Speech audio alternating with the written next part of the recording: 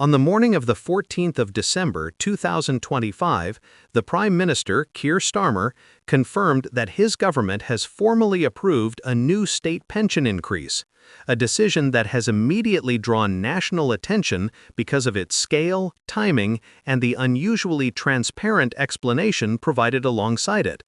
Many people across the country, especially those in their 50s, 60s, and 70s, have been living with a quiet uncertainty throughout this year, wondering whether the rising cost of food, home energy, transport, and everyday essentials would be matched by a meaningful uplift in their retirement income. With today's announcement, the government says it is aiming to restore the sense of stability that millions of older Britons feel they have slowly lost since the sharp price spikes that began in 2022. Officials described the increase as a response not only to recent inflation data, but also to years of feedback from pensioners, who say that adjustments have not kept pace with the real cost of living. For many, the question now is how far this new decision will go in easing the pressure on household budgets that have been stretched well beyond comfort. According to the government's briefing released this afternoon, the new increase will apply from the 6th of April 2026 and will raise the full new state pension by what officials described as a substantial and long overdue uplift.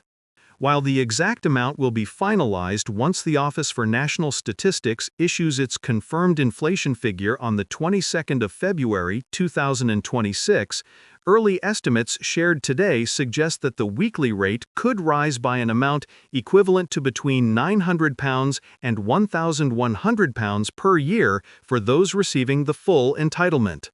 Ministers said the final figure will remain tied to the government's maintained triple lock commitment, which continues to use the highest of wage growth, inflation, or 2.5%.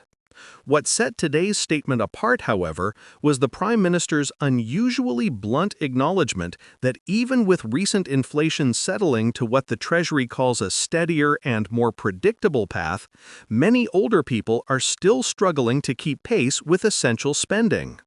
One example mentioned during the briefing was the average annual energy cost for a modest two-bedroom home, which during the winter of 2024 rose to nearly £1,900 despite the wider fall in wholesale prices. These are the numbers many pensioners have been battling quietly each month, and today's announcement seemed designed to acknowledge that reality directly. As the details spread across midday broadcasts, callers to radio programs spoke with a mixture of relief and cautious optimism. A retired bus mechanic from Wolverhampton said that if the increase lands anywhere near the higher end of the estimate, it would finally allow him to replace his aging boiler, which he has been repairing repeatedly since the winter of 2023. A widowed grandmother from Southend explained that even an annual rise of £900 would make the difference between skipping certain grocery items and finally being able to keep fresh produce in the house every week. These lived experiences are precisely what advocacy groups have highlighted for years, and today many of those groups expressed measured praise.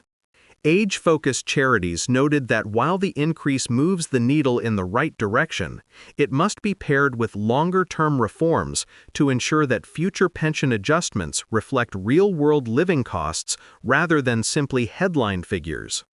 The government's decision to release additional background data today, something not typically done, suggests an awareness that people want clearer explanations rather than vague assurances.